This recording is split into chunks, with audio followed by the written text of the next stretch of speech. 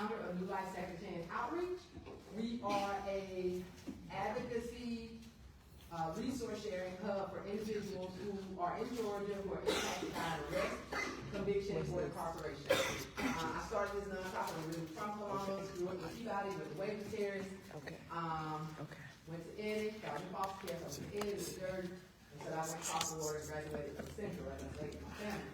But Columbus is home for me. I am very active in the Columbus community, despite living 2.5 hours away from here. I am very familiar and keep in contact with a lot of folks that are here.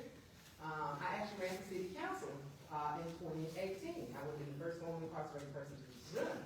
So, for District 7. And so I am an activist.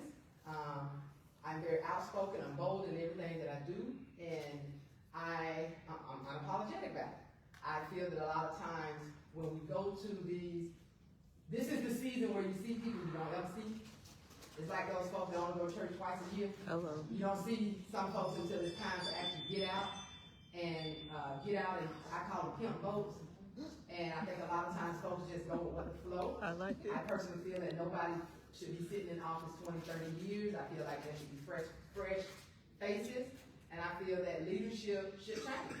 But leadership is not going to change if folks are not actively involved in the civic engagement process, or if you don't even know the individual. So this is an opportunity for us to share with the Columbus community. I know there are tons of candidate forums that's going on, and I know you all are going to be pressed to attend a lot of them, and some of them are going to be coincided.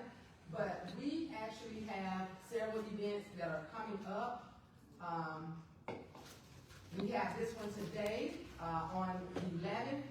We will be at the North Columbus Library with City Council District 5. Then that evening, which should have been today, but we just weren't able to do it because we were on the road. We're going to be talking about being informed of your voting rights. We want folks to know who can vote, how to vote with a disability, how to vote. A lot of folks for some reason feel that you're able to vote with an X. You're not. That actually throws your ballot out. People do not think that you can vote in jail. You can vote while in jail with an absentee ballot. People think that you cannot vote in Georgia with a felony. You can vote in Georgia with a felony. So these are things that we want to be able to empower and equip other people with knowing, so when they're having conversations with individuals, you're able to share the correct information. Plus, we're going to give an update about the USPS group, postmark group. Normally, you used to go to the post office and it's postmarked that same day. Now it's not. So we want to let people be aware of what's going on. And this is just, we have family group supports for family members of folks who are incarcerated. And then this is the governance. This is not our event, but it's being hosted by others. And so I will be there to get my information that I need to be able to make an informed decision. Since I have gotten my voting rights back, I've been voting everything from the flavor of chips to the new Whopper at Burger King. I want to make sure I take advantage of my voting rights. And then on 2026, somebody else is hosting this event.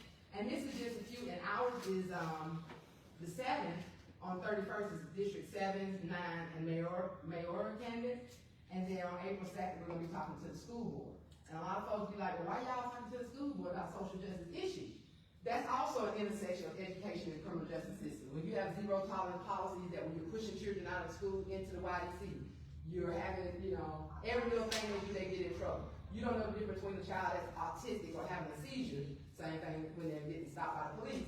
We want to make sure that folks are very well aware of the inequities that do exist in education. From teachers having their own biases. We've seen it on social media where teachers are talking about the N-word. It's like, how can you actually equitably teach children if you're talking about them in that kind of way outside? So these are questions that we're going to be asking the school board candidates that's related to social justice. How are you working with children who are homeless or unsheltered? How are you working with children who, you might say they stink or they have raggedy clothes, but do you know how to deal with somebody who maybe has both parents in the house who are on drug addiction or in an abusive household? It's understandable why they may be sleeping at night. But a lot of times people do not know that, children do not know that. So we want to make sure that the school board knows that these type of issues.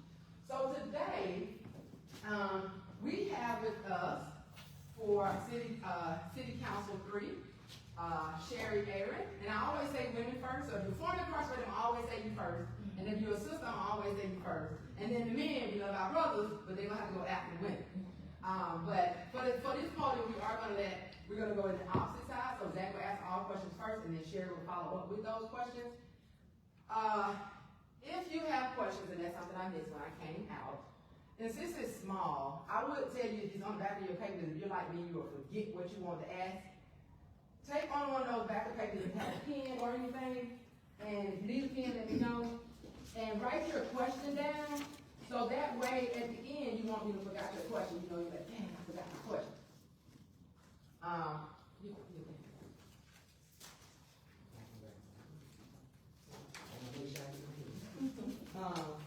Write your question down, and we'll give you an opportunity to ask questions of the candidates.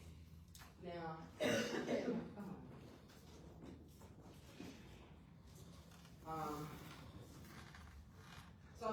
we're going to take, let each candidate give you about 3 minutes just to give their view of what it is.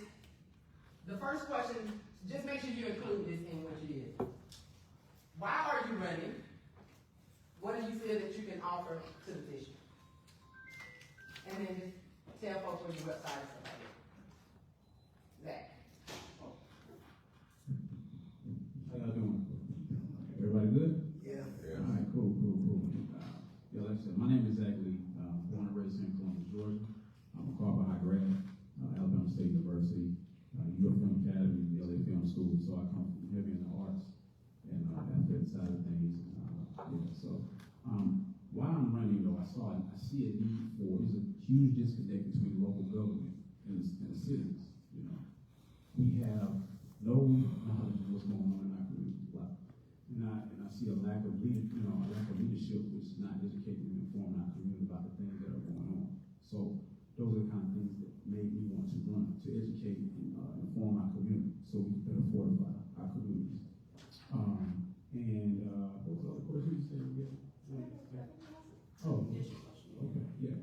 Oh, my social media is Zach Lee on Facebook, or Zach Lee for District 3 on Facebook. So yeah, those are some of the main reasons. Very nice. Good evening. I'm gonna stand up because I'm a stander. I can sit down. Good evening, everyone. Before I get started, I want to say, Alicia, thank you so much for putting this event together. I met Alicia at Justice Day just a couple weeks ago, or a week ago, last week. It was a very, very, very amazing event. I was able to connect with a lot of persons. It was the same kind of work Alicia does, and really actually help the community in their advocacy work. So I was very blessed to even spend the day at the Capitol, because guess what? I've never been to the Capitol.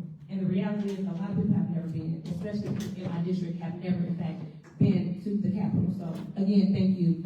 My name is Sherry Aaron. I'm from Oakland, California, born and raised. I'm here by way of the military. I'm an Army veteran, a small business owner. I'm a realtor, a community activist for several years, but most importantly, I'm a neighbor in District Number 3. I'm running because, again, I love Columbus, but I do see that there's a need in District Number 3 for persons to be accessible, accountable, create opportunity, and listen, and to show up. Most importantly, to show up and be accessible to my constituents. I love children.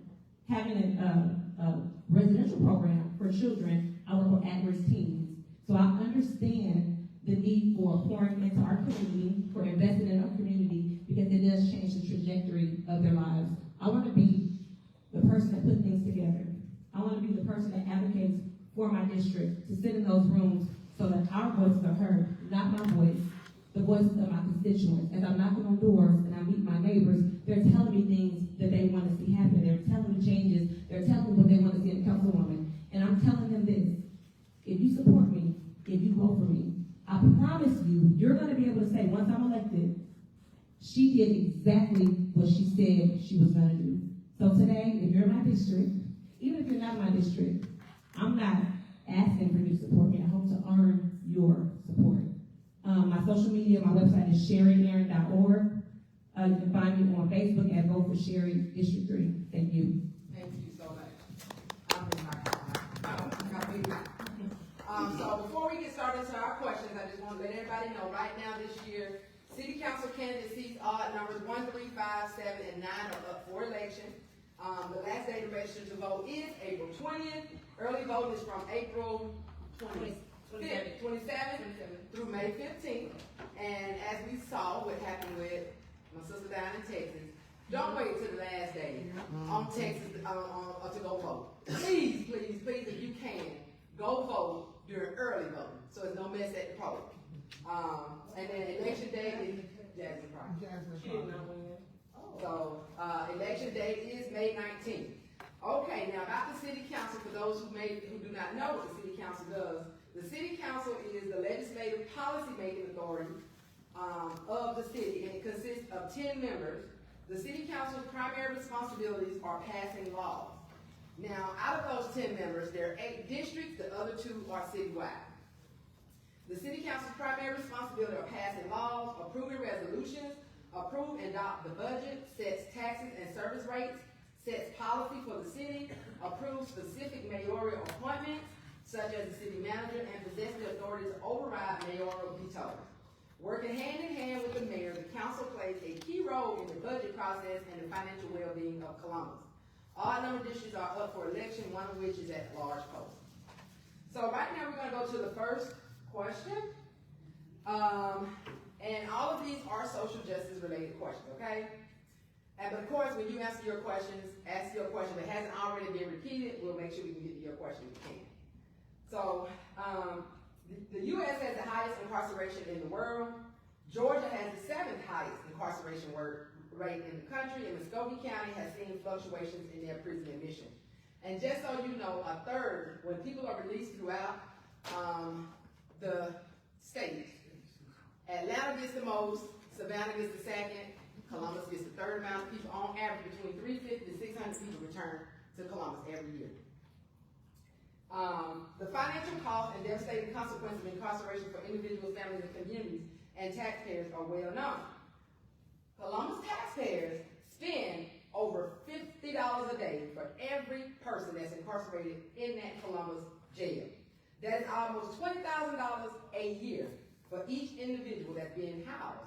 Over 90% of the folks right now in Muscogee County Jail have not even been convicted.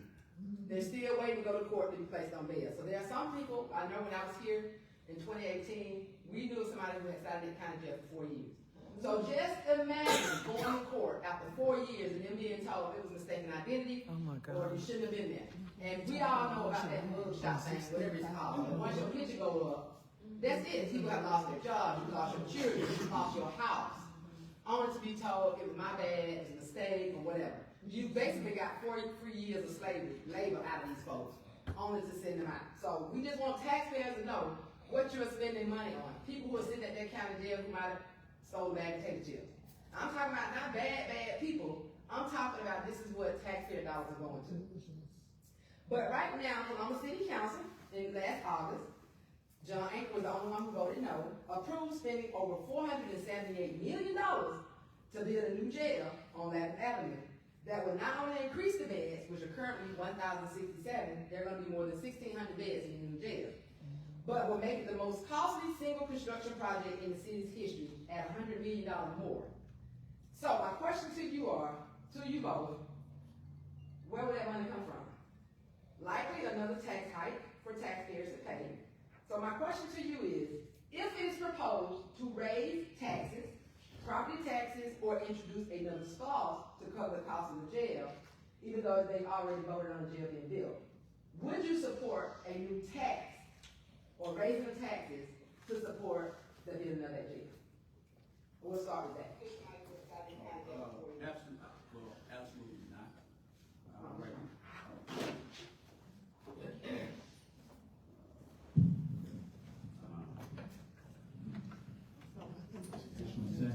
No, absolutely not.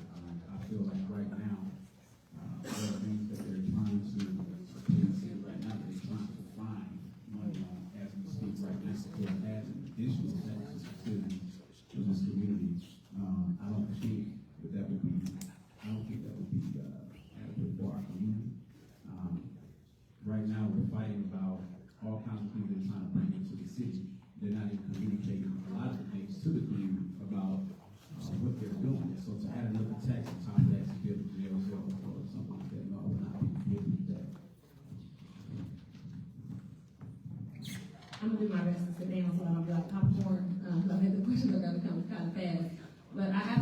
not agree with increasing any taxes.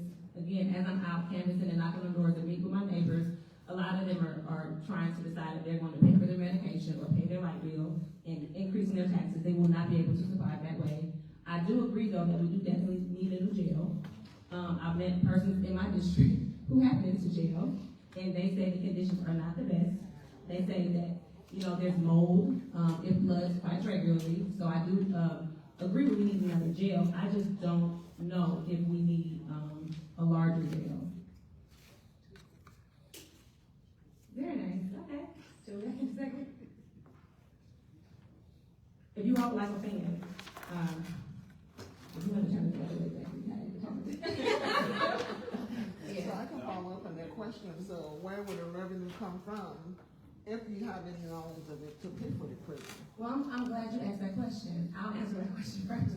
So, and this is just, listen, this is just me coming up with thinking of ideas and stuff, right? Yes. So, there's data centers that they're considering bringing to Columbus that are gonna bring in $69 million a year. If in fact those data centers actually happen, which we don't know if they're gonna happen or not, right? That they can use that money to pay for the jail, not increasing taxes on our neighbors. I don't agree.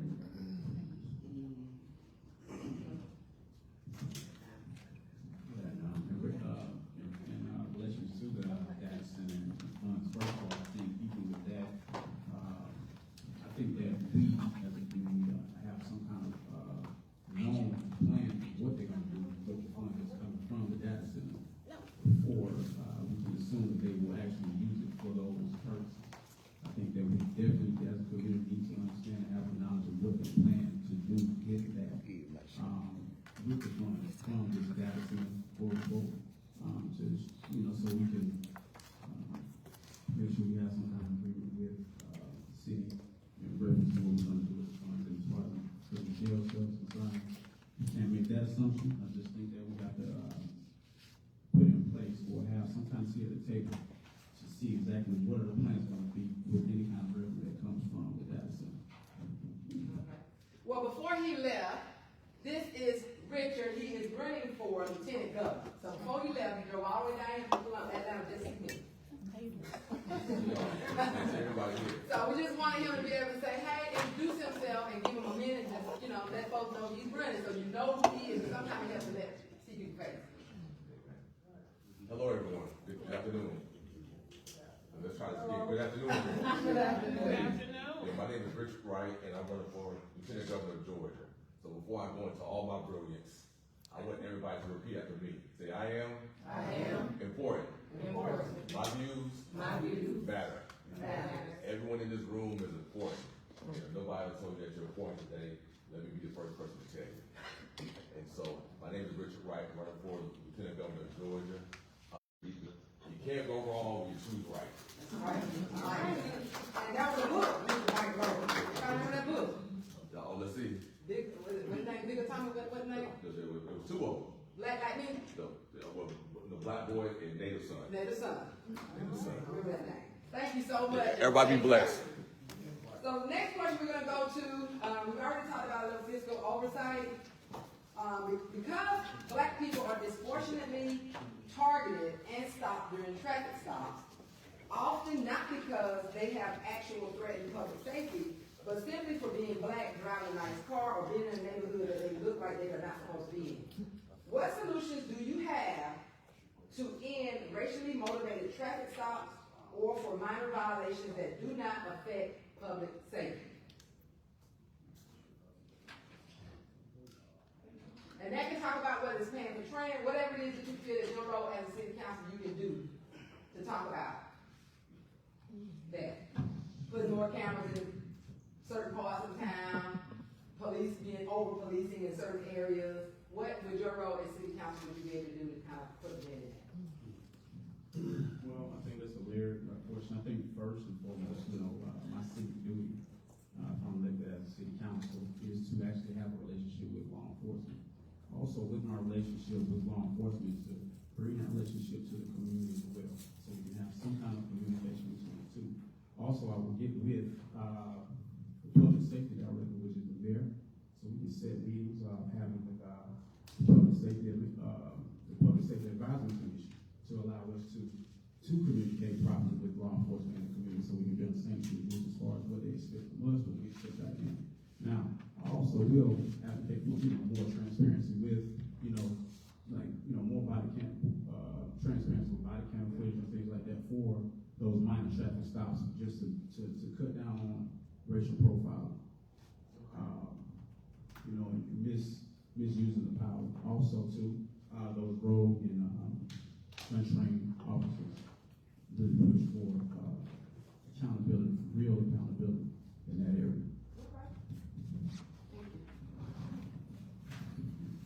Okay, so I hate to keep referencing what the folks are telling me, what my neighbors are telling me, but as I'm out canvassing, one of the areas I was in was in East Wing here recently, and my neighbor was telling me how in that area the police have done a lot of what they call free picking.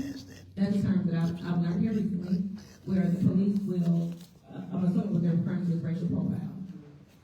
So when talking to them, I actually let them stand there and see it. I saw it actually happen. I didn't agree with her at the time. I wanted to do some research and ask a few more questions.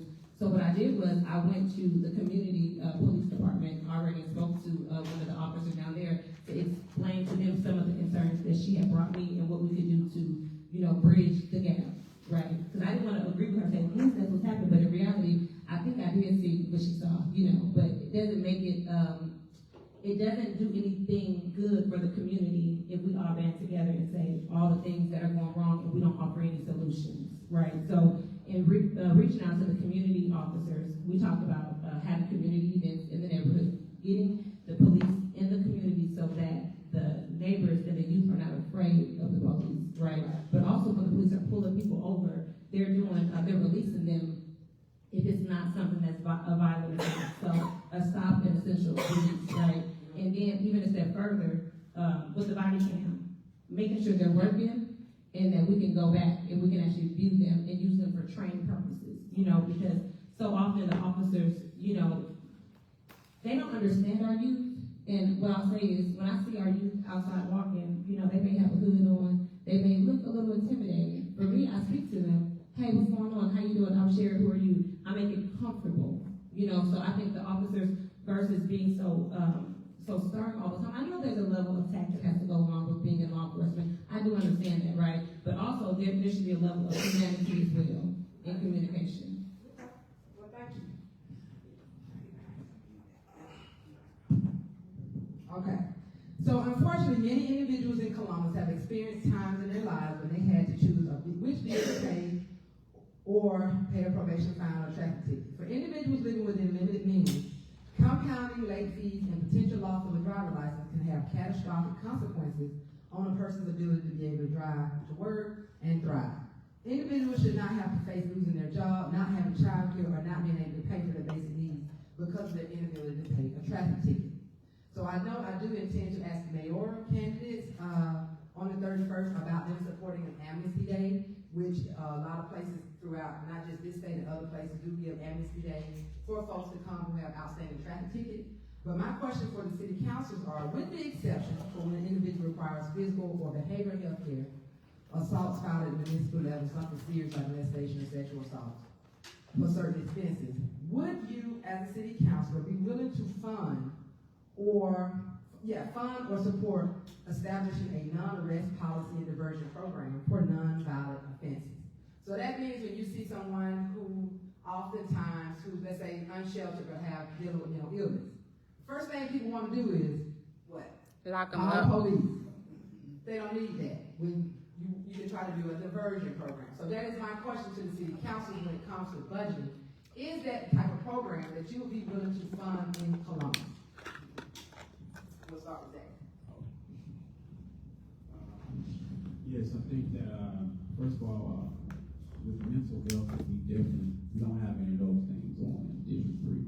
We do not focus, we don't invest in places and things for mental health with our citizens. We have to take care of our citizens no matter where they are.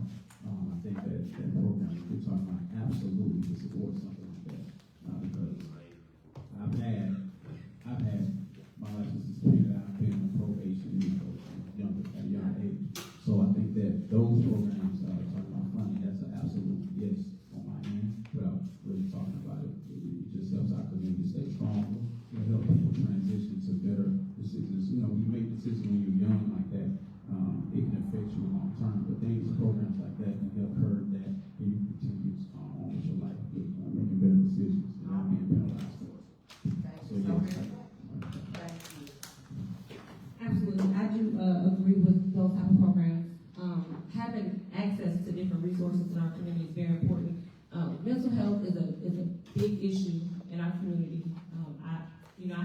friends, and I deal with the average population every day. They have a lot of mental health issues, and jail is definitely not the answer for them. Understanding that, so the first thing is knowledge, right?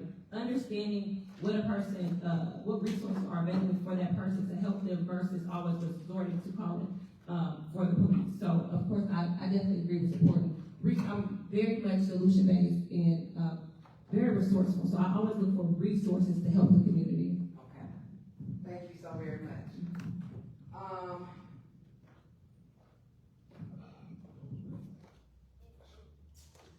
Currently, right now, not just in Muskogee County Jail, but throughout the nation, 80% of incarcerated women are mothers.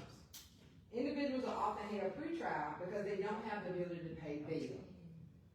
Right now, 83% of the inhabitants of the county jail are being held pretrial. That means they've been arrested, they haven't even gone to court, meaning they have not been convicted, i.e. they've been kidnapped, and they can't pay their ransom. That's what I call it. For those who may not understand what bail is, if I do something and you do something, your crime could actually be, your offense could be worse than mine, but because you got money to bail yourself out, but because I'm poor, I am kept in jail and you are let go, even though you are the greatest threat to the society that I am. So right now, that is how cash bail works. It is a wealth-based detention. So the question is, as a city councilor who will directly affect the city's budget, what are your plans, if any, to support funding programs and activities that reduce jail populations, and the diversion program is one, that will help keep communities safe, healthy, and connected to their communities? And would you support ending cash bail in Columbus? We'll start with that. And it's okay if you feel like bail is good. This is open dialogue. But we just want to make sure if what your understanding is, to understand what bail is. Bail is a promise that you will return to court. So because you got money don't mean you're gonna come to court no more than I will if I don't have money. So if bail is about me coming back to court, then everybody should be on the same equal plane. But it's not on an equal plane when you got money and I don't have money. Just because you were able to bail yourself out. So I just want to make sure, is that something? And a lot of places are focused on ending cash bail because right now, we know that a lot of money is made off bail. And a lot of people basically specifically are being held and haven't even been convicted. That is the issue.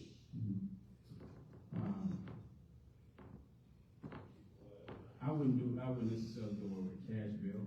If that's the thing that will stay, I think that there are things that they do have in jail. Like I'm not sure exactly how they work and why they work this way, but they do have things like signature bonds where they don't have the money, but they can signature, things like that. So I'm not sure how that actually works or what's the criteria for them being able to do a signature bond. But I think if it's possible, maybe that's something that we can actually, I guess, discuss and push more towards people who cannot afford bail at that time or something like that to make it even plan for, I guess, or something like that. Because I'm not sure, like I said, the criteria like a signature bond versus a cash bond. But if that's something that we can do, I definitely would be more so on the side of that, being able to provide a signature bond for people who cannot afford to be able to get out of jail at that time, especially the ones who minor stuff, you know what I'm saying?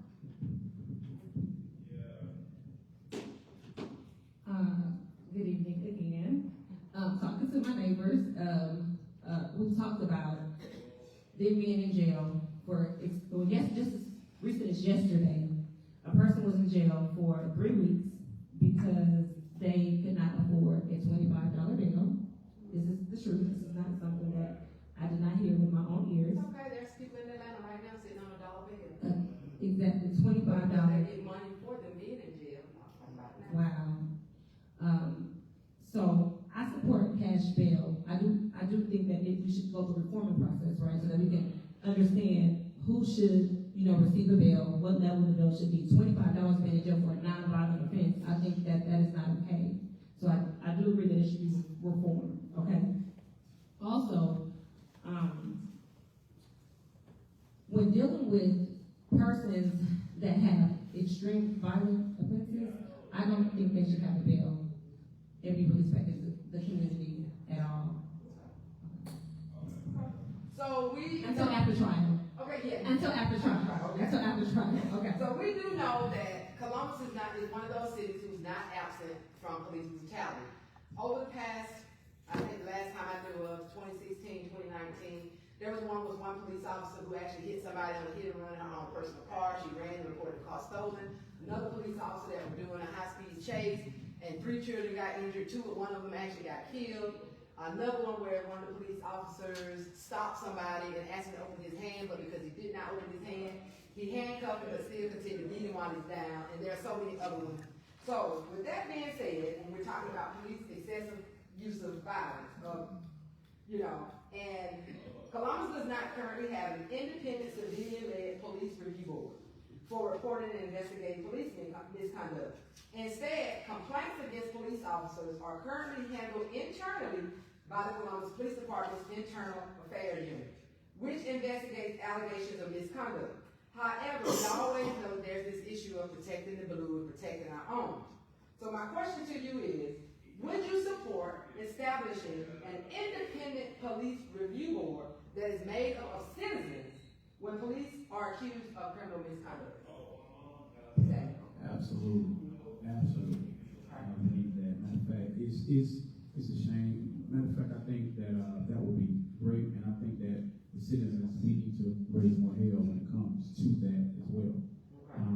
And I'm definitely with that. That's all I can say about that. I think, yeah, I'm definitely with that.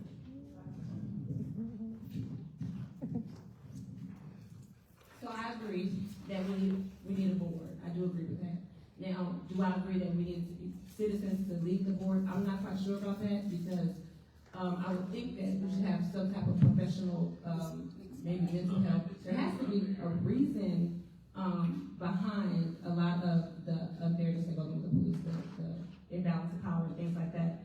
So if you have a regular person that is on a board that can make a decision over a police officer, then what kind of accountability would they have for making false, Well, that's why power is free, but we're saying some kind of board. Some kind of board, I agree. Not just police. Maybe a balance. So maybe some citizens, right, that are maybe appointed, and then some persons that this is what they do, this is their profession, this is, so I do agree with the board, and I do agree citizens can have involvement, but I'm not sure what that would look like right now. Okay. But that's a really great idea. Okay. So, Well, in terms of, just like in criminal cases, sometimes they bring in a special investigator who has no interest in one side or the other, who can do an investigation independently. This can be the same concept. Somebody who doesn't have to form a relationship with the police department or with the council, somebody who's independent of all these entities will come in and do the investigation. Absolutely. They have no skin in the game. yes, that's right. Absolutely. And it allows for full transparency. So I agree with that. So we all know, we spoke earlier about the challenges of an individual who is impacted by a criminal record with trying to come home and find jobs and housing. So we all know that Columbus received a third of those people back. So secure and stable employment is a critical factor in reducing recidivism and crime among formerly incarcerated people. Georgia has a 50% reincarceration rate. That means 50% of the people who have gotten out have committed a crime again. And a lot of times it's because of poverty, because of mental illness. People need to eat. People need to take care of their bills. They're going to do what they need to do. So when individuals are released from prison and are able to successfully re-enter the workforce, they transform from a state burden and expenses into contributors to the economy through their purchases and paying taxes. One study has even found that if you connect 100 unemployed people with a criminal record, it generates about $1.2 million in annual earnings. So if you were to take this and multiply it, so it'd be 1,000 people, the city of Columbus actually, if they were to take 100 people and give them livable wage, they'd be getting basically $1.9 million sown back into the community. And then also when people are incarcerated, taxpayers pay that. We already spoke about taxpayers having to pay $50 a day to people sit down in the county jail. It costs money to keep people locked up, potential workers locked up. Decarceration unlocks that human capital. Returning people to their communities where they can work, start businesses, and otherwise contribute economically is a plus for society. So my question is, what's my in your role as city council for your district to support, I know, what is it called? The Chamber of Commerce is the ones who recruit businesses here. But what can you do to the best of your ability as city councilor? Do your part in recruiting businesses here that will hire people with criminal records. So when people have jobs and have their own money, they ain't gotta take your money. They ain't gotta take your stuff. So what is your role in helping get employers here, or to maybe possibly advocate and talk to employers about kind of second chance employers? Well, the first thing we have to do in our communities is we literally have to clean up our district to attract businesses to come. You know what I mean? Because if they bring a business here, they want to bring a business here, and we want to make it attractive for business to even see, have a vision to bring a business in the district. That's the first thing I think we have to do. And I think that will lead to us being able, like I said, maybe provide incentives for them to employ people that's in the district too, as well. And I think that will definitely empower us in the community. Okay, thank you. And before you talk, I can remember this, part of our job at Blue Light is we keep running lists of employers who are willing to hire people with criminal records. I can remember getting out of prison and somebody was like, go to this Department of Labor, we have a whole list of people that hire felons, and that's not a word that we use anymore. We don't use felons that convict, criminal, in prison. We use people in prison or a person with a felony. And there's about 150 people on this list, and I mean, taking my time trying to call people, visit people, only to find out that one of those people only hire people with records. So what we do is we serve as that bridge. We get employers who know we work with. Most our men are locked up, and it's the mamas and the girlfriends who's going broke and in debt trying to do this, to know that you have not been able to get a job simply because you got a record or something you did. We've helped people get out or helped people get jobs. They served 20, 30 years in prison, went in prison at 17, they're now 45 years old. And you talking about something they did in 1983. Like, how long are people supposed to go being punished for something that they have supposedly already paid their debt to society for? So I can recall going to that KFC, I think it was Tildenhurst, there was a KFC right there, and a Circle K, I don't know if it's still there now. But there was a KFC right there at the Spiderweb. It's still there? It's still there. And I can recall going in there, and we all know where that sits in, right? Right out Phillips Road. A heavy impact of black folk. When I tell you I went in there one time and we were going to order some food, we about $3,000 food. And I asked them, hold on, I forgot to ask y'all, do y'all have people with records? And when she said, oh no, I said, so you mean to tell me you said right here in the hood, you give these folks money to buy your chick, but you won't even hire these people, you got to sign out to my you hiring, but you won't hire the people where a large majority of the folks in that community got records? That's a problem. And so I told her to cancel my order, and she looked at me like I was crazy. I am not going to spend my money to nobody who did not hire me, or hire my loved ones. And so that is what I wanted to hope that when you get ready to say your response, Sherry, that is what we need. You know, that we get all these people, I think y'all just got people to hire, y'all got all these folks here, but they don't have folks records. But then we complain because we got a high gang problem and a high crime problem. But the folks who need the job, there's nothing for them to get jobs. And so, including you. And so I just want to make sure you can, kind of include that in too. Absolutely, absolutely. So crime improves when people have paychecks. Mm-hmm. So it would be my responsibility as a District 3 representative to go out and meet with other business owners. I have a lot of friends that own businesses. I know a lot of people that are, they not my friends. We didn't grow up together, but when I meet them, we start talking, they become my friends. You know, being able to communicate with them to get them on board with us to hire, persons that have records. So just getting out of the community, not just District 3 though. So the relationship building needs to happen throughout Columbus. So they're not just prone to having jobs in District number 3, but those persons being able to look anywhere in Columbus, just building relationships all throughout the city. Because let me tell you real quick, my daughter, me and her talk all the time, right? And when she got this job, she was so excited. Before she got this job, me and her were talking about her friends who did not have jobs, who were not on the straight and narrow because they did not have resources to get to work. So it's a lot of work that we have to do to get these young people, get these adults to the jobs because they're getting out. They probably don't have transportation, right? So being able to create programs to actually get them to the job and create relationships with different business owners so that they will, in fact, hire them. And not only that, trade programs.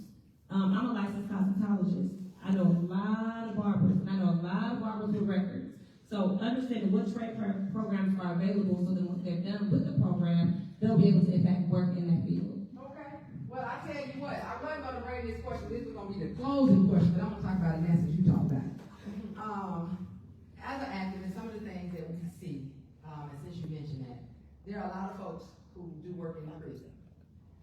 They do everything from being mechanics, they work on these police cars, they're barbers, they're cooks, they do HVAC, they do all of this, they're even cosmetologists. Do you all know that if you've been up for parole in the state of Georgia, and you could cook some good grits, or you could do lay a good weed, they would deny you parole because they can call you an institutional need.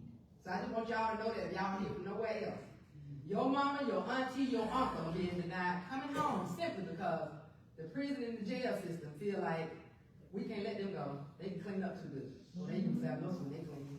Or she can do good hair. To the point where they even bring their children into the prison to get their hair done for free. But these same folks in the state of Georgia will deny you a license to become a barber. They will not allow you to work. So as we segue into that, did not end slavery.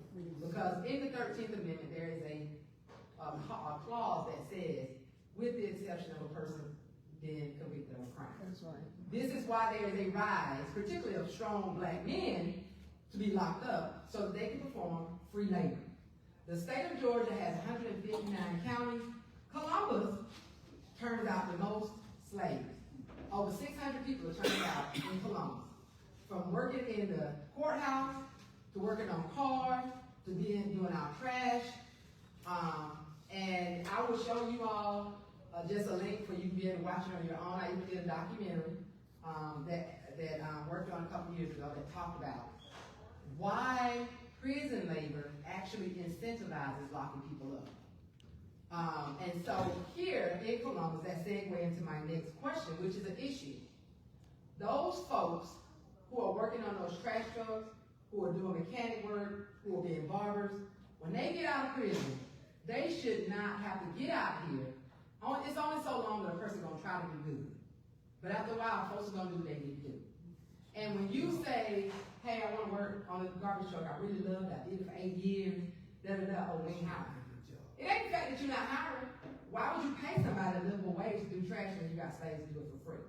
So my question is, a lot of cities have done it, a lot of states have done it, and hopefully by 2028, because we can only do it every 2 years when you want to change the state constitution, which is what I'm trying to do. If that came up on the table, first I would like to know your opinion on it. And if that came up with the budget, because I can remember Teresa Tomlinson saying, when she was mayor, we saved $18 million when we use incarcerated labor. So in fact, what you think you are saving, you're not saving, because you got high crime, you got homelessness, you got children who ain't got daddy. So the exchange is not an even exchange. When you're saying you're saving 18, just imagine the amount of money that they can pay in the economy, what they can get from paying taxes, that they can pay for buying stuff. When you go in the store, you want to know why the bread went up $2 extra. It's because people keep stealing out the stuff. You want to know why you can't do certain things in those places because people break in housing. That's because folks don't have jobs. They don't have housing. So I wanted to know, since we now know that slavery's still alive, if that is something that was come on the table, because I know that's going to be the question is, well, what are we going to do? Who are we going to do to dump our trash? Who are we going to do to be our mechanics? The reasonable thing is to pay people to do it. And if this man right here want a job down at now the waterworks does how people with records, I'm going to say that. The waterworks will. But if you want to get a job on the garbage truck or down in the county courthouse, and you live out here, but they'd rather have somebody inside doing it for free, they could just pay you the wage so you can take care of your family. So another question is going to come up. For one, would you support that question that's going to come up? Well, who is we going to get to do it? And where that money is going to come from? As an alternative, if Columbus was to end prison slavery, for one, would you support it? And two, if that question came up, where are we going to get the money from to pay people? What would be your response? We're going to let you go first. Okay, that's fine. That's fine. Okay, so I do not support from Okay, you stop there, we're not gonna say anything. Incarcerated person. if the incarcerated Incarcerated person. person. Okay, get me straight. Okay. Okay, if the incarcerated person benefits from it, i.e. lesser prison term sentences, right? So you mean if he's doing it, there should be something? Oh, he should be compensated. Yes, He okay. should be compensated with reducing his sentence or with money. It doesn't, you know, I don't know what the wage would be. Well, in Georgia, they're paid zero. And they're paid, so we California, gotta do something about firefighters that. get paid 6 Okay. cents an hour, 19 cents an hour. Some people get paid 3 pennies a day. Georgia is zero, okay? So we gotta do something about that. So if it's gonna be jail labor, they should be compensated, for that. And if it's gonna be called a workforce training program, or if you're saying that they're taking it because it's training them, They should resist the they should be in certification. the job that they've been training for. So They- technically, they- you ain't training people. Correct. Okay, that makes sense. And so, technically, you're not training people. And then we just wanna make this little fact known too, because somebody had to give this to me. People in prison are still obligated to pay their federal taxes. People in prison are still obligated to pay their student loan. It says it right there on the Department of Education, you still have to pay student loan. People in prison still gotta pay child support. If somebody kicked in your door and caused $8,000 worth of damage, that's called restitution. But if they're in prison, you ain't getting your restitution. So a lot of people think people in prison are getting paid, they're not. So me personally, I feel no reason why they should not get paid. Right now, and I'm gonna call them out and I don't care what they say, at Amazon you have people making $25 an hour packing a box. The man next to him packing the same box, not getting paid. That is no way fair.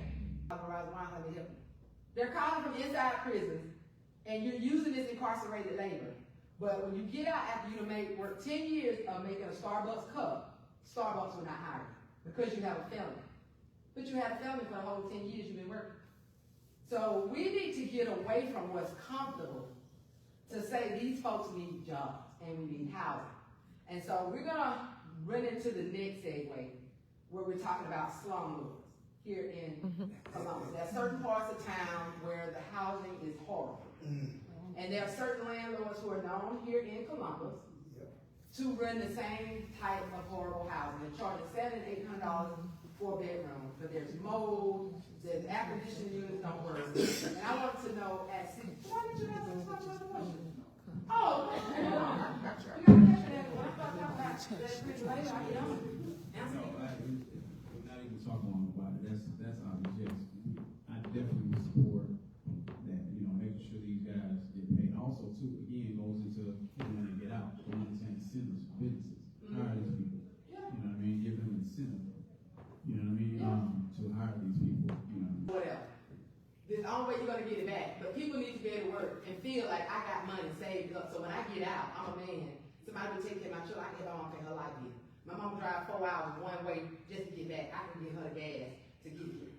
You have a question? Yeah, I want to say, you know, like in the prison system,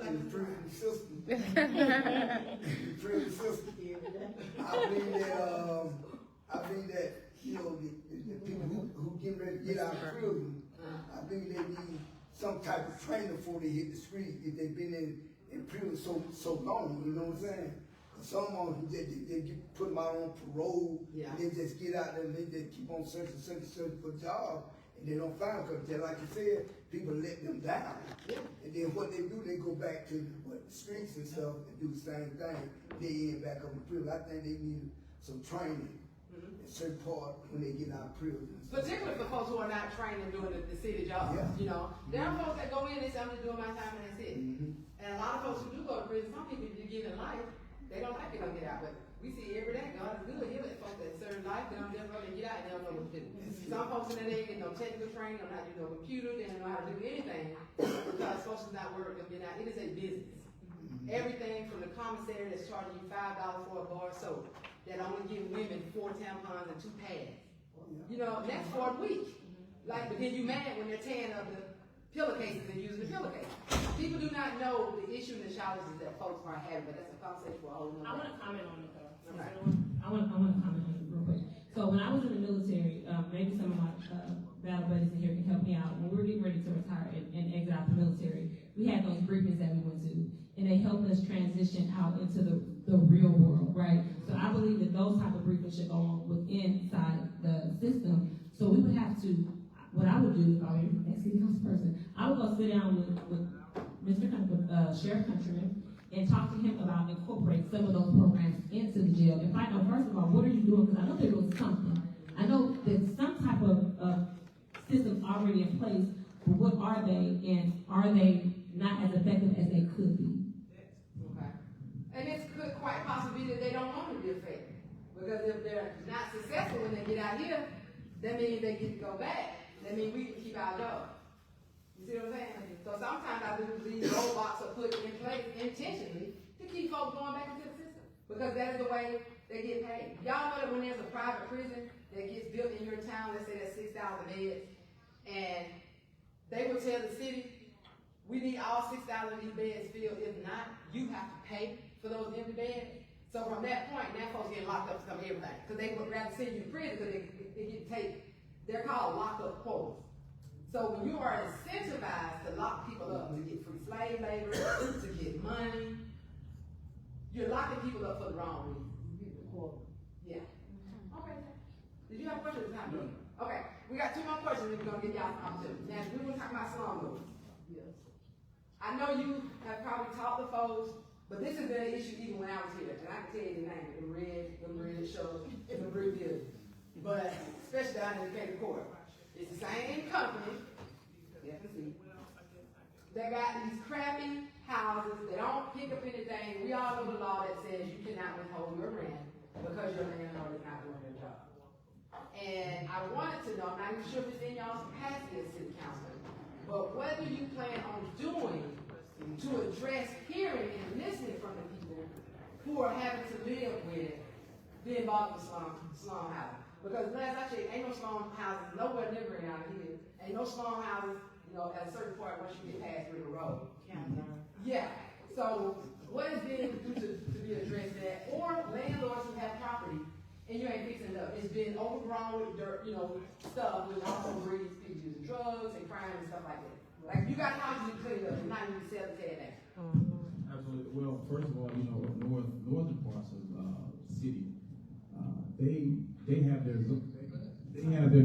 communities zoned and have their ordinances together, so things like that can't even happen in those neighborhoods. See, our communities, we don't have none of those things set up. Why not? Because I think that's poor leadership that we've had in our communities and our districts for the past 20, 25 years, however long. So you're saying that there's some kind of rule in place that says you can't grant people slum housing? Unless we don't have any ordinances and things in place to make them follow by. That's why a lot of times in our neighborhood, they don't cut the grass and stuff like that. Ordinances aren't in place to hold them accountable for that. So we have to tackle down on those things. You know what I'm saying? I think that also, and I also believe, and if they don't follow certain ordinances and stuff, the city come back and inspect the properties properly and make them have a certain standard of the community. I believe in healthy fines for that. Now, also as a city council person, I think that I would at least get with the owners / realtor companies, get with them, come together with some kind of neighborhood empowerment program to where there's a certain standard that the owner, the realtor companies have to abide by just as well as the tenants when they sign that lease. There's a certain standard of the community that has to be followed by. So if the tenant is not doing what they're supposed to do based off this lease agreement with these ordinances, then the owner / realtor company can deal with the tenant how they want to do it. Now, with the owner and the tenant, if they're not following by what we set in the community, then they pay heftier fines. That's what I would do. That makes sense. I like what you're charging for. All right, Michelle. Okay, so there are in fact fines that the city codes and enforcement can assess to the slumlords, to the homeowners. However, we have not held them accountable to get out there. Amen. To ensure that things are being taken care of. Amen. So first things first, we identify who the owner is, and guess what? Neighbors can go to the city and codes office and say, hey, this is the issue, this is what's going on. I would even take it a step further and take a photo, right? And say, hey, this is what you need to look for when you go out there, and then allow them due diligence to do their jobs, and then guess what? If it's not done, right, as a constituent in the city, because I'm gonna do my part, I'm gonna help out just a little bit, right? I'm gonna reach out to them, you know, and let them know what's going on. If they don't take care of it, then I'm gonna reach out to my city council person and say, hey, I've tried to help, it's not working. And then as a city council representative, I'm gonna go over to that office, I'm gonna talk to the director over there and say, hey, we need to figure this out. These buildings do not look good, because when District 3 looks good, guess what? The city of Columbus looks good. And we want District 3 and all the districts in Columbus to look well maintained and well kept without all these black properties and without all this grass and all this trash everywhere. So it's about accountability first. Okay. And maybe they'll answer their emails, because I don't know how to read them. I'm gonna answer my email. Well, I'm just letting you know. If I lived in Columbus, you would not, I don't care if you're black, white, handicapped, disabled. My question would be to you, do you answer your phone calls and respond to your emails? Well, I will answer my phone, respond to the emails, you text me, you can just, you know, make it 24 hours, and I will respond, yes. So, yes, you gotta, you be a leader, you got to be able to respond to your emails. You got to be able to, you know, that's what your phone number is on the website for, you know? It's about, to me, being a city leader is about being a servant leader. And it's about loving the people that you represent, so I thank y'all. So my last question, and then we're gonna open the floor for questions. We gotta be out here by 6, and I gotta be on the road. That's long as we out there. Columbus, Columbus has been ranked this past month. How much they try to make it look good. The report just came out this past month that Columbus is in the top 10, one of the top 10 most dangerous cities in the state. So, regarding the questions of, it has been proven that economic inequality and poverty, unemployment, and lack of jobs, drug, and gang activity, and easy access to guns, permissive gun laws, and a high gun ownership rate all contribute to the rise of crime and drugs.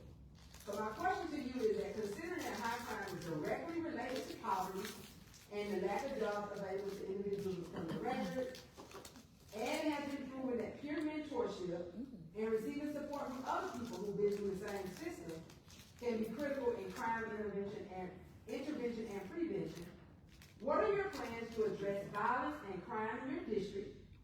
And does that include implementing or working with other organizations, or like mine, who provide community-based approaches to violence? So before you answer that, there are things called community violence intervention, and then there are things called restorative justice. Restorative justice is, you wronged me, I'm the victim, we're gonna get together, we're gonna talk and see how we can repair this. What can I do to make you feel? That's restorative justice.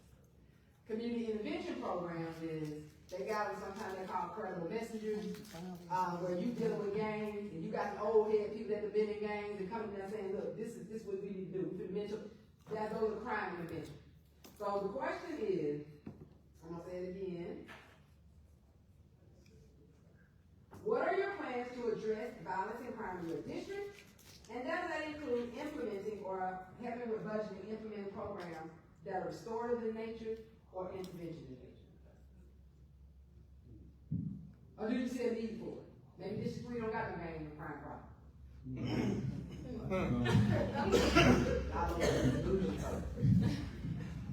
Now, I think that all of our communities need preventative programming.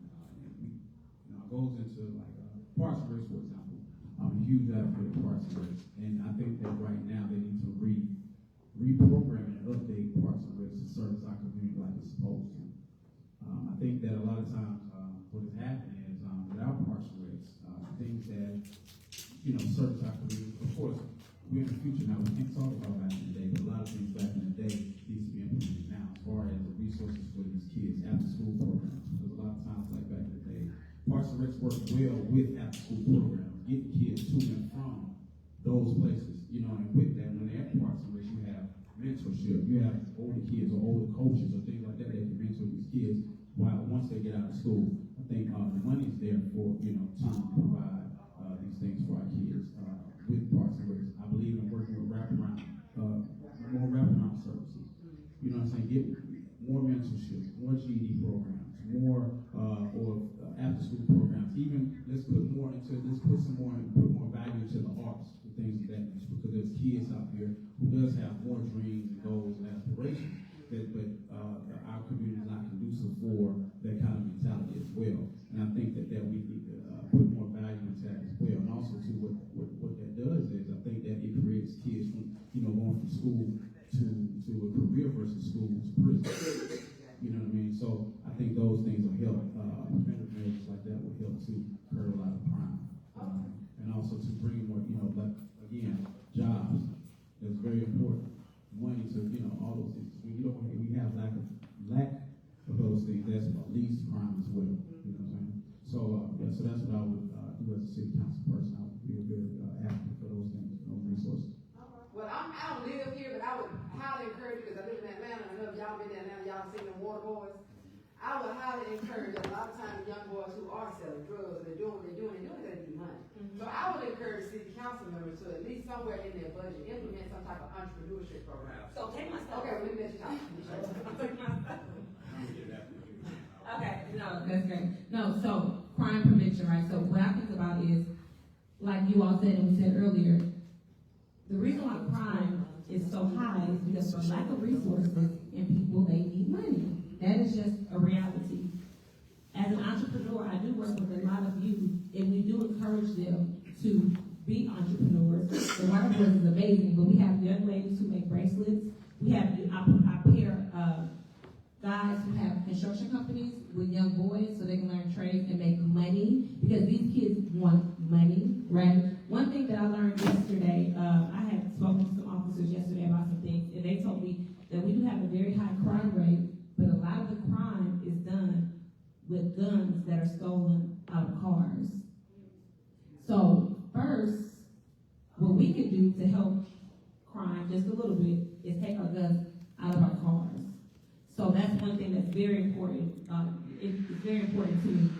Also, resources, just introduction, just meeting people that do things that can help, our community, that can help the persons that are looking for the jobs, that are looking for not even just jobs, just resources, period.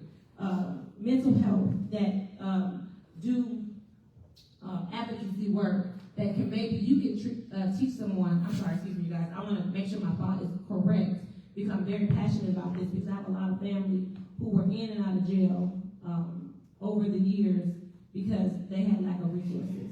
They were going back and forth, but they would get out, and there was no person that could get on their level and explain to them how to get a job or how to start your own business. So even further, getting these persons to come into the schools, i.e. myself, and community advocates, community leaders, community persons who may have businesses, no trades, get into schools and talk to the kids. Teach them about things that you went through so they don't have to go through those things. One of my most important weeks is Career Week, because I've been through a lot in my life. I was raised by my grandmother. My mother passed away when I was 1 year old. I grew up in extreme poverty. So I go in these schools and I actually encourage these young persons, and I show them that you don't have to have graduated high school to be successful. You don't have to have gone to college to be successful. I tell them the real. The problem with people today is we're not honest about how we got where we are, or honest about the things that we've gone through, because your story can really help somebody else.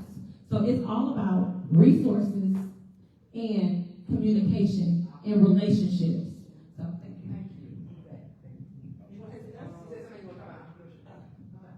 Well, that is the last question, and we got to be out of here in 20 minutes. But I want to be able to answer a couple of questions from folks who have a question, but who may not have opportunity to ask it. Now, if you're shy, like I'm not, there's a half piece of paper there. We are going to be doing a candidate's questionnaire, where candidates will have about 2 to 3 weeks to answer a series of questions that we have, and also we want your feedback on these questions that you would like us to put in a candidate questionnaire, so that we can give them hard questions and we can lay it all out there from all the candidates who had it. There's a half a sheet, if I'm not mistaken, it says we want your feedback. Just scan that and complete it with whatever questions you may have. The deadline is on there, and we're going to compile all those questions, get the ones that are duplicates, and we're going to combine with some of the ones that we weren't able to ask, and yeah, there were more. And we're going to make sure that we compile that on a questionnaire.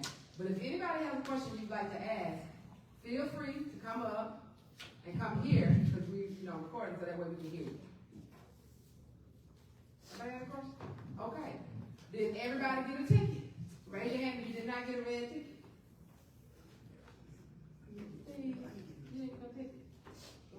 2, who? 3, 4, no. The folks in the back. Basically, folks in the back. 5 in the back. Okay, every individual get on team. So, yes. 5 in the back. And, right here. Did you get a ticket? No, you didn't get a ticket. Oh, okay, so it's 5. Yes.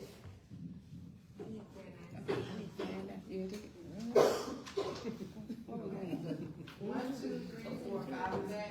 Steve, we get 3. And then, you look like this brain. If I tell you like this brain. I'm older than That's why him and his wife is around about 2 years ago. Hey, he look like me, I'm older than him, so he look like me now. Okay. Yeah. And since we don't have any questions, I would like to encourage you all to come out. The card that has our QR form, if you would come out to our events, this is what we talk about, social justice. These are the things that, and we'll have a few other ones in there sprinkled around. The next one we have is 11, and because we want to talk about it here, but it'll be on the candidate questionnaire about this new ordinance they passed, this new law they passed in Columbus about locking up the unsheltered people.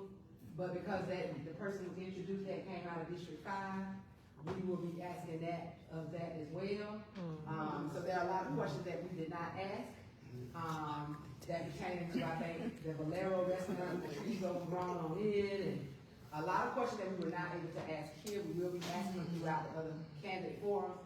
So if you have the time on the 5th, the 11th, which is next week. The 11th, which is next week at 4 o'clock, North Columbus Library. Who did that?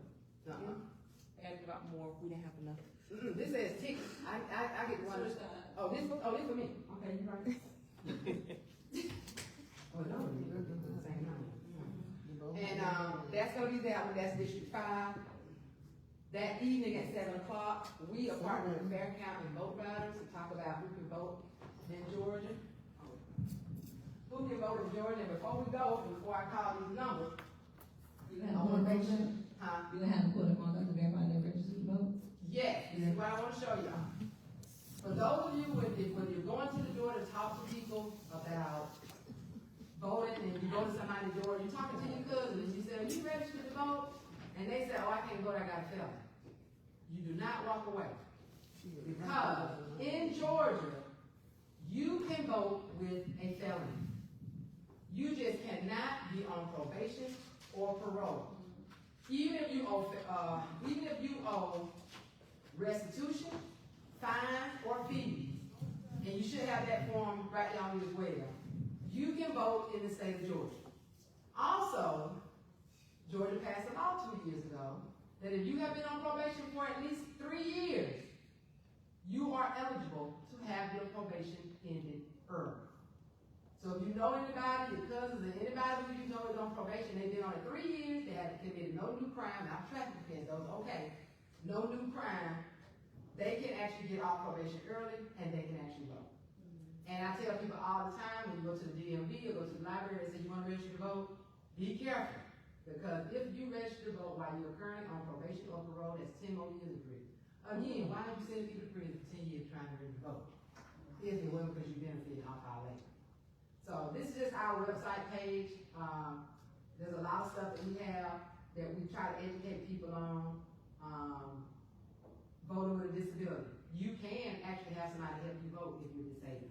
If you're disabled and you have a hearing impairment, they're supposed to actually give you a large print machine if you ask for it. You're supposed to be able to have your nurse there if you've got a problem with your hand. So this is a very helpful website.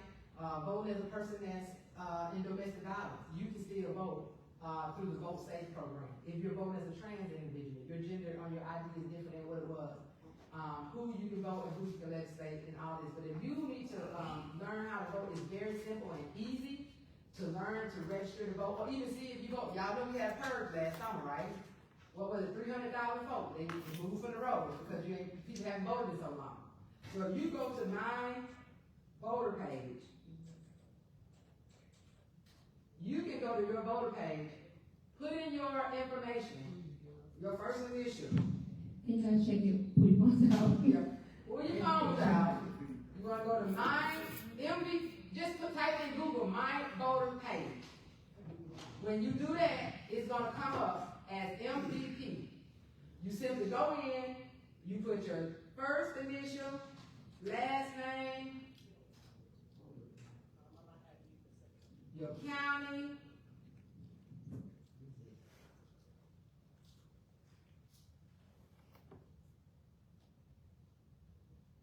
Looking for the register? We don't have any, we have just that camera.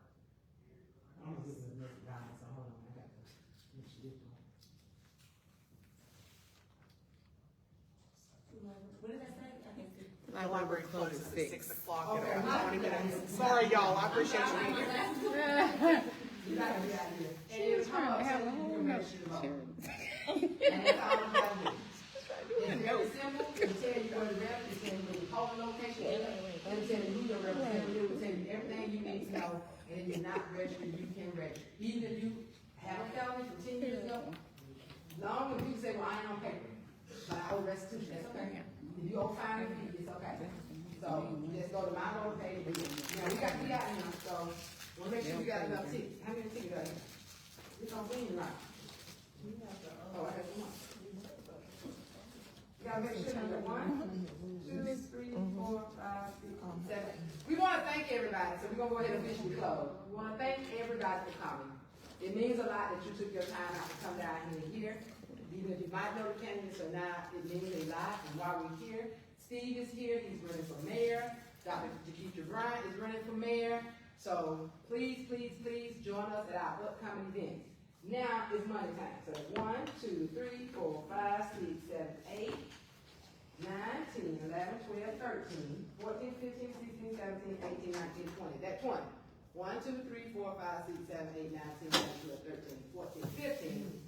My son's outside. Okay, you got it. Yeah. So we're gonna give out $50 today. $225. You're gonna get that to pull a ticket for the juice on. You're gonna get this shared. Take that. You're gonna get these folks out there.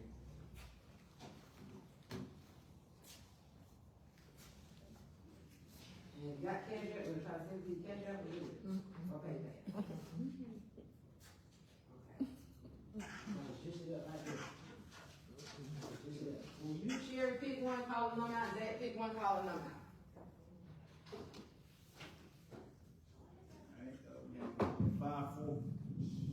544-322. 544. That's you? What you do, cash out, Zelle what? Zelle. Okay.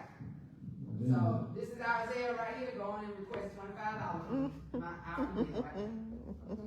Bring it up. See if I can- can't bring it up. That's the juju. Yeah. I don't know if it won't let you, I don't know how to do it. It don't let you bring it up big, but it's NLSCOINC. This ain't one of